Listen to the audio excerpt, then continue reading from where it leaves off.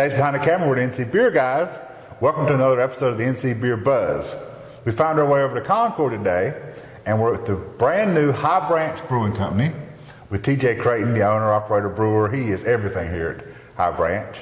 And we're in the Gibson Mill Mall off of, what's the road out in front of us? McGill Ave. And are we going to be the first brewery in Concord? Yeah, right now we are. I know there's some other things in the planning. Cabarrus is not going to be far behind us. They actually just signed a lease right on the same property, so there'll be a couple of us over here. Great, good. Yeah, make a little destination. So to set the scene, tell us about the mall here. It's an old cotton mill, or old textile mill. Exactly. They've gone in now, and they've got various, we saw some furniture vendors coming through, some furniture places. Yep. What else is in the building? Yeah, there's a large antique mall upstairs. It's about 80,000 square feet. There's a little restaurant inside of there. There's an event center. There's a auto barn out back, which has a lot of antique cars. And, hopefully they'll be looking to get some restaurants in here and another brewery and, really making a destination for people to come and check it out. Great. And you're going to have obviously a brewery here and a little tap area, tasting area. What's the brewing capacity? What are you hoping to brew on? What's the system? It's about 1.5 barrels technically. We have a couple of different options where we can double batch into larger fermenters, or I have a larger mash tun where I can boil 2 simultaneous batches into a 3-barrel fermenter. So mostly be 1.5 barrel batches, but up to 3 barrels. And what's your background? How'd you get into this? How'd you decide to be this? Well, like a lot of people, I started home brewing. I think everybody would say that. But I started about 7 or 8 years ago home brewing. Kind of got obsessed with it. It's a lot of reading, a lot of studying, a lot of just wanting to improve as I go. And there's a very active home brew crowd up here in Cabarrus County. Yeah, Cabrew. Right. We go to the meetings with Cabrew. I'm also in Iredell, which is in Mooresville.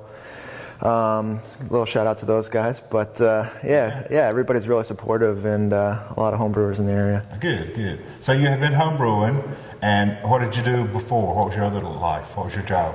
I do consulting for insurance companies right now. I have a mechanical background, worked in HVAC, so refrigeration, air conditioning, that stuff, none of that's new to me. But did you mostly do your own system? We did a lot of the work here. I've been working on the chiller, put the walk-in in. We did hire somebody to do the rooftop AC. But we've done a lot of the stuff ourselves, a lot of sweat equity.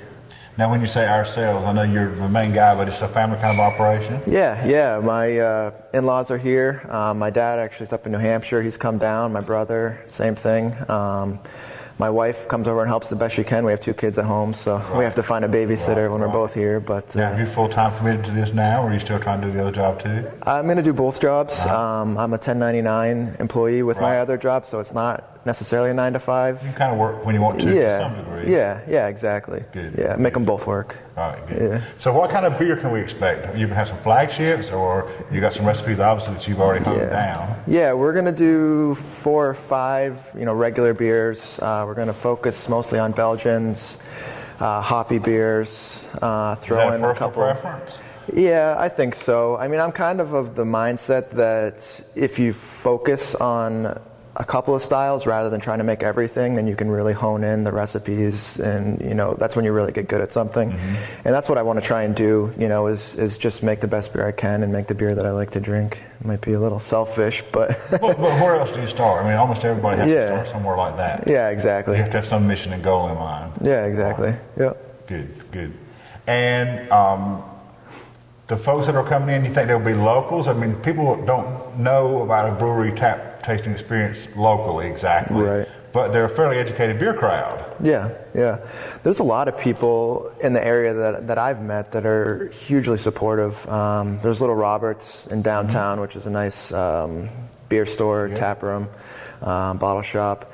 And it just seems like everybody is just ready. I mean, everyone you talk to, they just ask when we're going to open and, when's it going to start. I think people are ready in Concord. And you're not that far removed from the Charlotte beer scene, which is just booming and busting wide open. Exactly. So you're going to have some spillover from that. That'll be good for you, too. I think so. Once we get our name out there, get some people to come up and visit. Right. Yeah.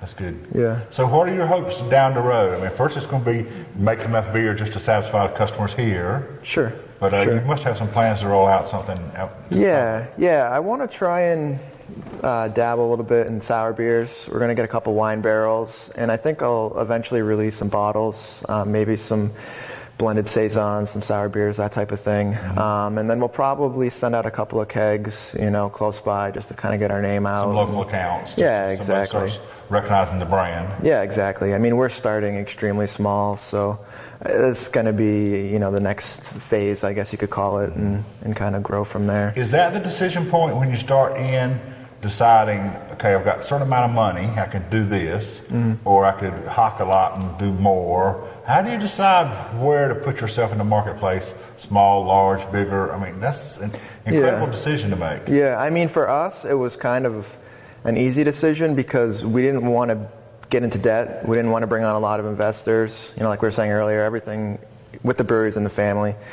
And I kind of envisioned the beer scene growing to a situation where it's really localized and people come in to visit where the beer is made. I mean, walking into a beer shop right now, a bottle shop, it's overwhelming to a lot of people to figure out what to buy.